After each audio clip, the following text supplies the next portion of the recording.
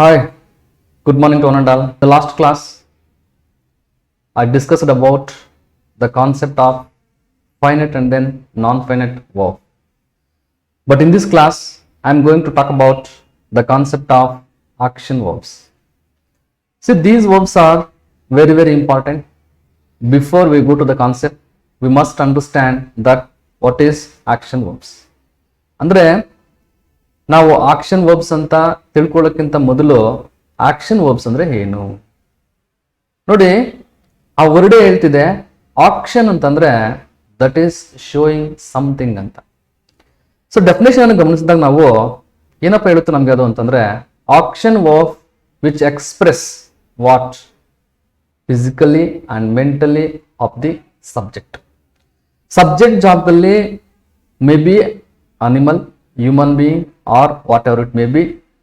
So that shows an action thing, but something is going to do. ಏನಾದ್ರೂ ಮಾಡ್ತಾ ಇರುತ್ತೆ ಅದು ನಮ್ಗೆ ತೋರಿಸುತ್ತೆ, ನಾನು ಇದು ಮಾಡ್ತಾ ಇದ್ದೀನಿ ಅಂತ ತೋರಿಸುತ್ತೆ. ಸೊ ಅಂತ ಒಂದು ವರ್ಬ್ಸ್ ಅನ್ನು ನಾವು ಆಕ್ಷನ್ ವರ್ಬ್ಸ್ ಅಂತ ಕರಿತೀವಿ. ಸಹಜವಾಗಿ all the forms of V1 V2 then we can consider that's called action verbs. ನೋಡಿ, ಒಂದು ಎಕ್ಸಾಂಪಲ್ ಅನ್ನು ತೆಗೆದುಕೊಳ್ತೀನಿ ಈಗ ನಾನಿಲ್ಲಿ. ಈ ಕಿಕ್ಡ್ ದ ಬಾಲ್ ನೋಡಿ, ಕಿಕ್ಡ್ ಅಂತಕ್ಕಂಥದ್ದು ಆಕ್ಷನ್ ವರ್ಬ್. ಕಿಕ್ಡ್ ಅಂದ್ರೆ ಏನ್ ಮಾಡ್ತಿದ್ದಾನೆ ಅವನು? ಒದಿತಿದ್ದಾನೆ ಫಿಸಿಕಲಿ. ಅಲ್ಲಿ ನೋಡಿ, ನಾನು ಹೇಳಿದ್ದೀನಿ ಈಗಾಗಲೇ ಆಕ್ಷನ್ ವರ್ಬ್ ಅಂತಂತಂದ್ರೆ so that showing some physically and mentally showing the action of what subject. Subject mentally physically ಒಂದು ಆಕ್ಷನ್ ಅನ್ನು ತೋರಿಸಿದ್ರೆ ಅದನ್ನ ನಾವು ಆಕ್ಷನ್ ವರ್ಬ್ಸ್ ಅಂತ ಕರಿತೀವಿ.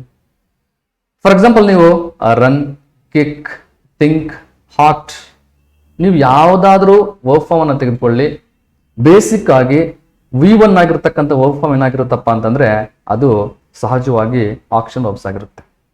ನಾನೀಗ ಒಂದೆರಡು ಎಕ್ಸಾಂಪಲ್ ಅನ್ನು ತೆಗೆದುಕೊಳ್ತೀನಿ, ಇಲ್ಲಿ ಗಮನಿಸಿ ನೀವು. ಈ ಕಿಕ್ಡ್ ದ ಬಾಲ್, ಈ ಕಿಕ್ಡ್ ದ ಬಾಲ್ ನೋಡಿ, ಈ ಕಿಕ್ಡ್ ದ ಬಾಲ್ ಅಂತಂದ್ರೆ ಅವನು ಬಾಲ್ ಅನ್ನ ಒದಿತಾನೆ. ಈ ರನ್ ಫಾಸ್ಟ್ಲಿ, ಅವನು ಹೇಗೆ ಓಡ್ತಿದ್ದಾನೆ? ರನ್, ಅವನೇನ್ ಮಾಡ್ತಿದ್ದಾನೆ? ರನ್ ಏನ್ ಮಾಡ್ತಿದ್ದಾನೆ ಅಂದ್ರೆ ರನ್ ಮಾಡ್ತಿದ್ದಾನೆ. ನೆಕ್ಸ್ಟ್ ಯು ಕ್ಯಾನ್ ಟೇಕ್ ಈ ಪೇಂಟ್ ದ ಕಾರ್, ಏನ್ ಮಾಡ್ತಿದ್ದಾನೆ? ಪೇಂಟ್ ಮಾಡ್ತಿದ್ದಾನೆ. ಸೊ ಆಕ್ಷನ್ ತೋರಿಸ್ತಾ ಇದೆ. ಸೊ ಯಾವ ಒಂದು ವರ್ಬ್ ಆಕ್ಷನ್ ಅನ್ನು ತೋರಿಸುತ್ತೋ such verbs we can call that action verbs in English. What is the action? The action of must be subject.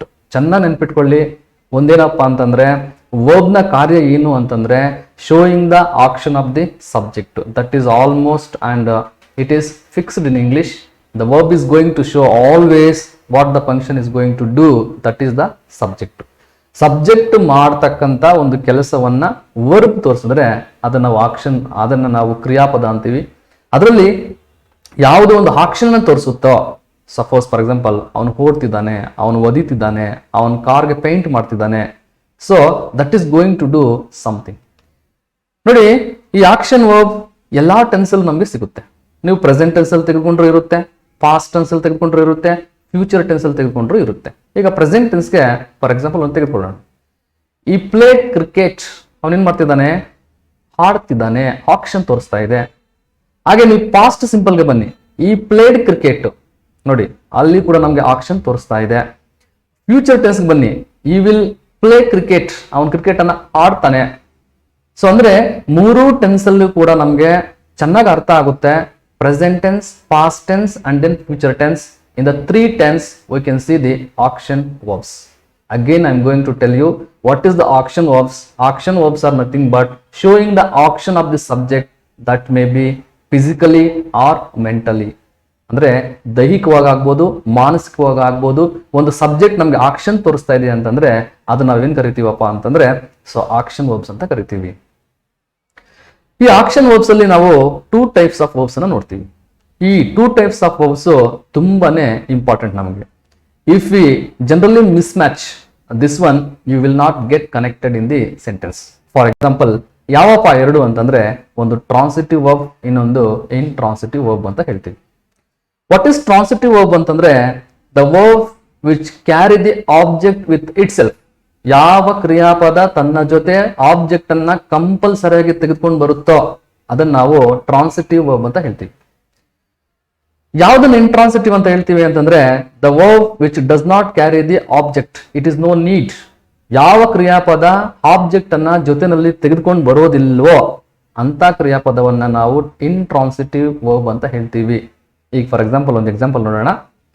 ಈ ಕಿಕ್ಡ್ ಅಂತ ಹೇಳ್ತೀವಿ. ಕಿಕ್ಡ್ ವಾಟ್, ಒಂದು ಪ್ರಶ್ನೆ ಬರುತ್ತಲ್ಲ ನಮಗೆ, ಏನು ಒದ್ದ? ಈ ಕಿಕ್ಡ್ ದಿ ಬಾಲ್. ನೋಡಿ, ಅಲ್ಲಿ ದ ಬಾಲ್ ಅಂತ ಹೇಳಿದ್ರೆ ಮಾತ್ರನೇ ಸೆಂಟೆನ್ಸ್ ಕಂಪ್ಲೀಟ್ ಆಗುತ್ತೆ.